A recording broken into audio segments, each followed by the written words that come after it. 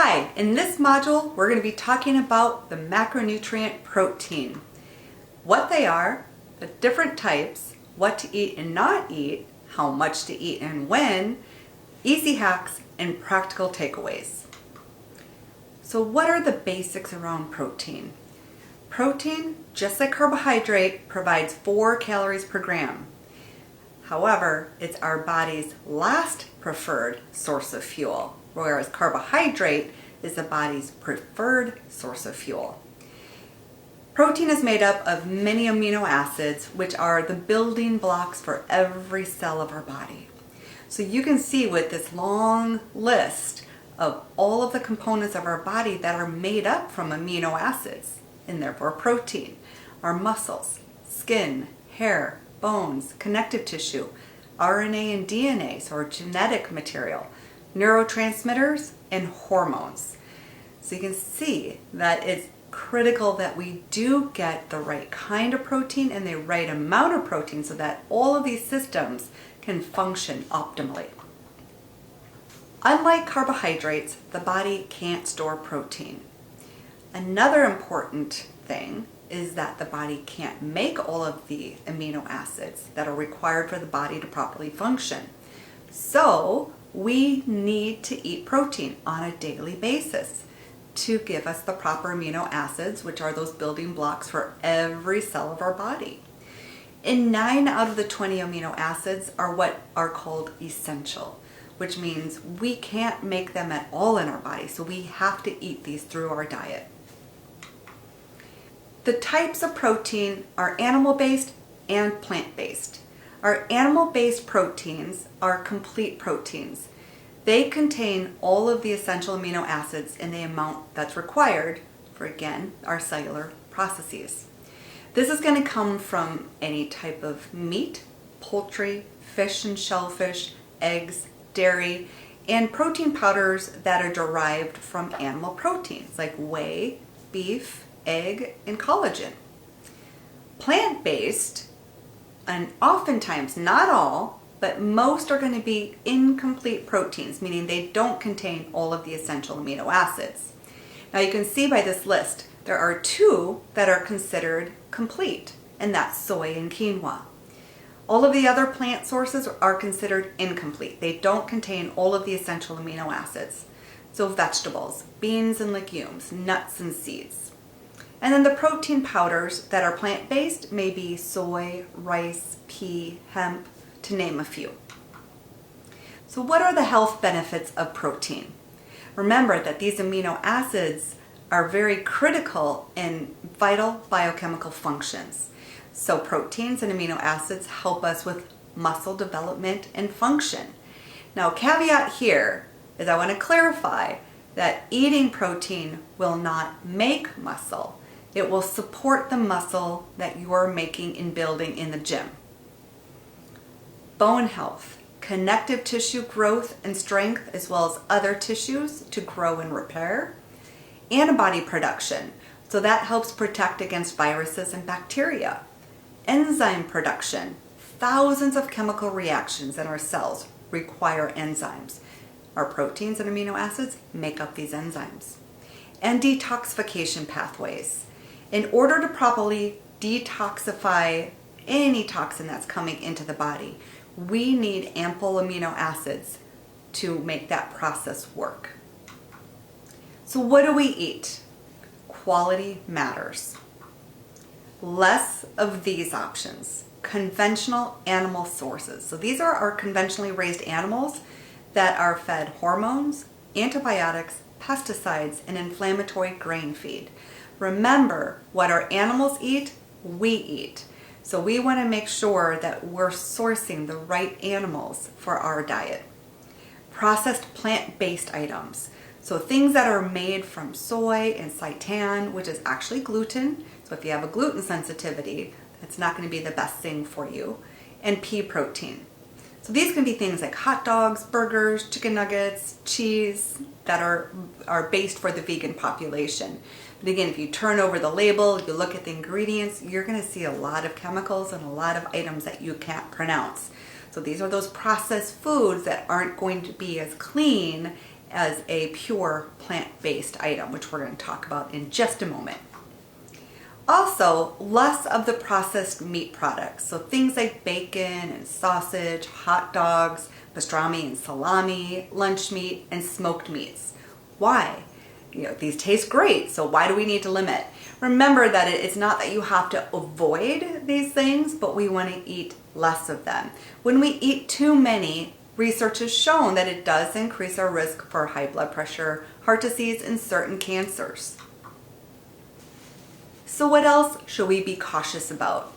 This is not necessarily in regards to the type of protein, but how we prepare our proteins. When we grill or broil meats at a high heat, that can cause charring. And this charring creates carcinogenic compounds called heterocyclic amines or polycyclic aromatic hydrocarbons. I know those are a mouthful. But what that means is when you are using, you can see with the heterocyclic amines, is that can be more prevalently produced with fattier meat, so more of your red meats, because that fat drips onto the coals and then you get smoke and flames that come up and char the meat. With the polycyclic, it's the same type of thing, so when those juices, and those juices can come from any type of animal protein, as soon as that drips onto the fire or coals, that's going to create flames and smoke, and that can create more of these carcinogenic compounds on and in the meat. So when we char, smoke, or overcook our meats, that can increase the risk for cancers, in particular pancreatic, colorectal, and prostate. So what do we need to eat more of? Remember, quality over quantity. In this case, grass-fed beef, bison, and buffalo. Bison and buffalo are going to be conventionally raised on the fields, so they're going to be eating those grasses. Beef, on the other hand, we need to specify grass-fed. And there's going to be grass-fed and grass-fed finished. So the difference is that a lot of grass-fed animals are fed grass while they're roaming, but then right before they go to slaughter, they're fed grain to fatten them up just a little bit so that we have more of that marbling. So you do want to look for primarily grass-fed and finished animal products, especially in the beef area and the red meat area. And that means that they're, again, eating their natural diet, which is much higher in the anti-inflammatory omega-3s. Lamb is a good source, pastured poultry. So pastured poultry versus organic even, because pastured again means they're out in the fields eating their natural diet, which is much lower in the inflammatory load. Whereas even if it's organic, they might be fed the inflammatory grain. That's not their natural diet. And so then that creates a little more inflammation in us as well. Wild caught oily fish. So the acronym is SMASH. So you've got sardines, mackerel, anchovies, salmon, and herring. I had to think about that second S. We've got beans and legumes, pastured eggs. So here we go again, that word pastured versus organic or cage-free. How do you know? The labeling laws are quite confusing these days. And really the difference is cage-free versus pastured. Cage-free technically means that you can have a hen house with lots of hens in there and you have a small door that's left open so they should be able to get out into pasture. However, that hen house is so packed they can't physically move to get out that door. So that's technically your cage-free. Whereas if it's pastured, that means they are free roaming in the pasture. Again, eating the natural diet, which is lower in inflammation. And if you can tolerate it, organic, non-GMO tofu and tempeh. So those are going to be your soy-based, less processed. Tempeh is fermented, much healthier for the gut in regards to a source of probiotics. And then you have organic plain yogurt or kefir. Again, those fermented sources. And again, this is only if you can tolerate the cow dairy. So many people can't, whether it's organic or not. You can also look for goat or sheep-based products, which remember are going to be more of your natural A2 derivatives in regards to the casein. So that might be a better fit in regards to tolerance. So less inflammation due to sensitivities. What about protein powders? Now remember, these are going to be more processed and they can lead to too high of a protein intake, so more is not better, but sometimes it helps to use that in a smoothie or in a quick, easy grab and go type of a meal or snack. What you want to look for when you're considering the use of protein powders is an organic grass-fed option, especially if it's animal-based. Simple, identifiable ingredients, so small list, you can identify and pronounce everything in there. Low sugar, ideally less than 5 grams per serving. No artificial sweeteners, and no hydrogenated oil. So you will see that word hydrogenated in the ingredient list if those are present. So now how much? How much do we eat? What they say. The RDA for adults is 46 grams a day for women and 56 grams for men. That probably seems low, doesn't it? That's based off of 0.8 grams per kilogram of desirable body weight, not actual body weight, because we don't want to necessarily fuel the excess weight coming from body fat up to 50 years of age. Now, let's say that's a 150-pound person. You divide that by 2.2 to get the kilogram weight, which in this case is 68 kilograms. Then you multiply 0.8 and that gives you 54.5 grams of protein for the day. After 50 years of age, that requirement goes up to 1 gram per kilogram desirable body weight. And the reason why is just naturally, with age, we're going to lose muscle mass unless we're actively doing something in regards to our exercise routine. Now, the Institute for Medicine recommends 10 to 35% of our total calories. So that's a little bit easier to gauge. When I do the plate method, 25% or a quarter of the plate is coming from some form of protein. That's an easier way to gauge. Are you getting enough? So when might we need extra protein or higher protein needs? If you're a woman who is pregnant or nursing, you'll need more protein. If you're elderly, remember, with natural aging, we're going to lose muscle, and it can become a condition called sarcopenia, where you have muscle loss. So we want to be able to support that muscle with enough protein. So in that case, 1 to 1.5 grams per kilogram, so almost double of what the RDA is for lower than 50 years of age, to prevent or manage sarcopenia. And of course, we do want to implement strength training for this population as well.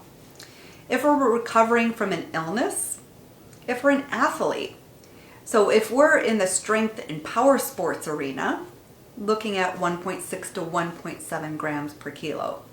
If we're in an endurance, so a cardiovascular endurance sport, 1.2 to 1.4 gram per kilogram. Can we eat too much? Yes. Consuming more protein than our body needs. Remember, we can't store the protein, so we will convert it to glucose and most likely store it as fat. It can also possibly increase your risk for kidney stones, especially if you're genetically predisposed to that. And if we're having higher red or processed meat, that can increase our risk for heart disease and colon cancer. So we want to be careful of how much we're eating overall and what type we're eating. So how much is too much? Really, the upper limit, the cap, has been recommended to be less than 2 grams per kilogram of desirable body weight. And that's a lot. So think about that 150-pound person again. That would be 136 grams a day. Now, I know in the fitness world, a lot of times our fitness professionals are recommending 1 gram per pound of body weight. That's too much. We don't need that much. So remember, there's this variance between what's our weight on the scale, what's our desirable weight, and let's base our needs off of a desirable weight. Now, when should we eat this protein? Time may matter. We want to think about dispersing our protein throughout the day. Don't lump it all up just at dinner, having low protein breakfast and lunch and then heavy dinner. The reason for that is it's going to help us with glycemic balance. So remember when we talked about carbohydrates and the insulin response, protein is one of those blood sugar stabilizers. So it's going to help us level off throughout the day so that we're not doing the roller coaster ride with too many carbohydrates. And also, protein is going to be more satiating. We're going to feel fuller longer with protein. So it's going to keep us more energetic throughout the day. So a good rule of thumb is to strive for 20 to 40 grams of protein per meal. So if you're looking at that, that might be the size of your palm, not including your fingers, or a deck of cards. So 1 to 2. So as a general rule, I usually encourage my women to strive for 20 to 30 grams per meal. So that's about 1 deck of cards or a palm size. For men, 2 decks of card or 2 palm sizes, which is 30 to 40 grams per meal. So what are some easy hacks? How do we get these proteins into our day and not feel like we're in the kitchen cooking all day long? Prep extra food at night when you're already making dinner. That way you have an easy source to cut up and put in a salad or in a Buddha bowl or whatever you might be making the next day for your breakfast and or lunch. Crock pots and pressure cookers are wonderful. That's a way to really produce a lot of quantity. Parse it out in your glass containers, freeze them for meals down the road. Maybe you don't feel like cooking, maybe you just need a quick grab and go for work. That works very nice. Smoothies for breakfast. That's one of my favorites. I do that every single morning with my husband. And super easy to do with adding protein powder, leafy greens, organic berries, nut butter and or seeds. We always try to put 2 tablespoons of either ground flax, hemp seed, or chia, or a combination of the 2. Maybe half an avocado or some coconut manna, and then non-dairy unsweetened milk. Add beans and legumes to your salads, your soups, your chilies. Canned fish. That's an easy hack. So eat it as is, maybe add a little bit of organic mayo or add to a salad. Strive for a wild-caught salmon or skipjack tuna. A lot of our tuna are too big, so they're going to be higher in mercury. So you do want to strive more for the chunk light or the skipjack, which is lower in mercury. So what are our practical takeaways for protein? When you're meal planning, plan for your protein source. Think about what that can be and have that make up about 25% of your plate or 1 to 2 decks of cards worth. Quality, quality, quality. And slow, low heat, no charring methods. And diversify. Vary your sources. Go from, we always diversify in regards to this night we're having grass-fed beef. Next night we're going to have a pastured poultry dish. Then we're going to have a fish dish. Then we're going to have a plant-based protein dish. And we just vary it up so that it's not the same day after day after day.